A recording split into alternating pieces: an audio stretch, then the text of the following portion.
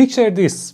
You ask a GPT and it answers instantly. You ask another instant again. You keep going for 20 minutes and somehow it's still fast. No lag, and even in thinking, the loading spinner will never come up. Just some thinking message that would not take so much time. So here's the thing. The speed is not free. It's not because GPUs are fast, and it's definitely not magic. There's one engineering trick doing a huge amount of hidden work behind the scenes, and almost nobody talks about it. It's called KV cache. And once you see what it does, you will never look at text generation in the same way before, because KV cache is basically the difference between real-time conversation and every next word gets slower until the whole thing collapses. So let me show you why this matters. We will build it up carefully, step by step, and make it completely concrete. When a language model generates text, it doesn't generate the entire sentence at once. It generates one token at a time. When first token is getting generated, then it feeds that token back to the model, then it generates the next token, then the third token, and so on and so forth. This process is called autoregressive generation. Now here is a problem. Every time the model generates a new token, it has to run the transformer again. And inside the transformer, there is self-attention. And self-attention looks at all previous tokens, and so you can imagine this. We've already generated 1,000 tokens. Now we want to generate token number 1001. If we are naive about it, the model does something painful. Takes all 1,000 previous tokens, recomputes their embeddings, recomputes their query key and values, recomputes the attention over the entire sequence, and only then produces the next token. Then it does the same thing again for token 1002 and again for 1003. You can probably see the issue. The longer the conversation gets, the slower generation becomes. For interactive system, that's completely unacceptable. So where does this inefficiency actually come from? Let's zoom in on self-attention. For every token,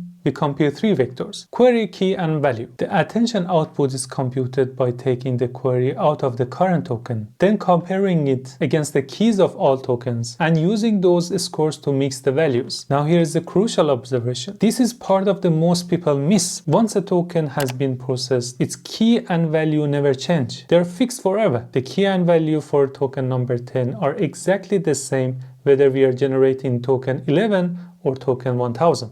And yet, without optimization, we recompute them again and again and again, and that is pure redundant computation. And this is where KV cache comes in. The idea is almost embarrassingly simple. Simple, but smart. Instead of recomputing keys and values for the old tokens every time, we compute them once. We store them in the memory and reuse them for all future steps. That's it. There's nothing miraculous or mysterious about this. KV cache is literally a cache of keys and values. Let's walk through what actually happens during the generation. At the very beginning, when the first token is processed, the model computes its query, key, and values as usual. The key and values are stored in a cache. Now we generate the second token. For this token, the model computes a new query, a new key, and a new value. But instead of recomputing keys and values for the first token, it simply retrieves them from the cache. The attention computation now uses the query from the new token and the cache keys and values from all previous tokens. After that, the new key and values are appended to the cache. This repeats for every token. So at each step, the model only computes a query for the current token, a key value for the current token, and attention against the cache data. Everything from the past is reused. This single optimization changes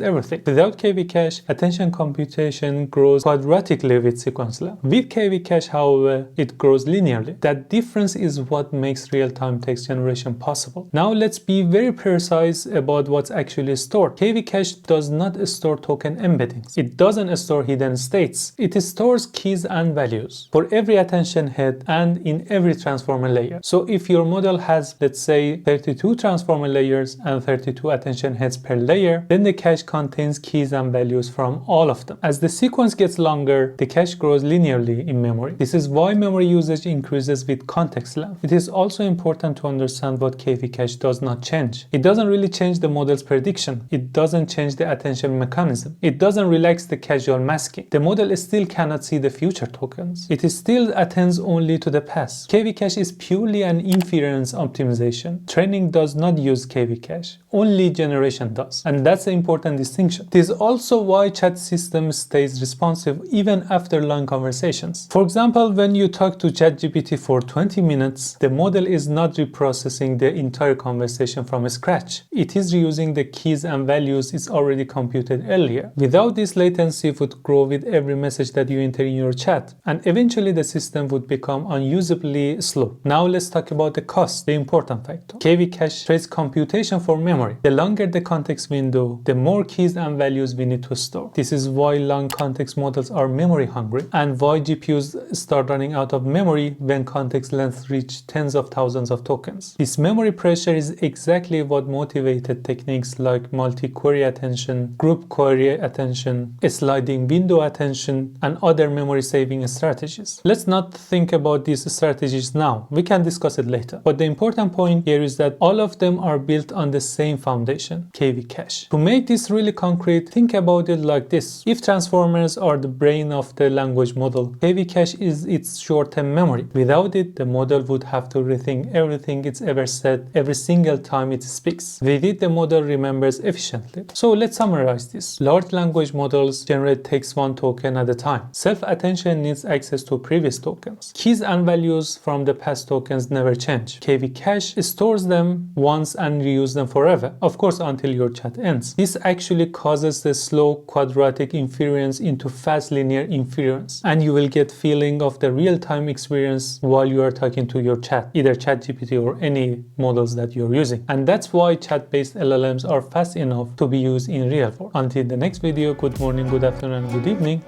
Bye.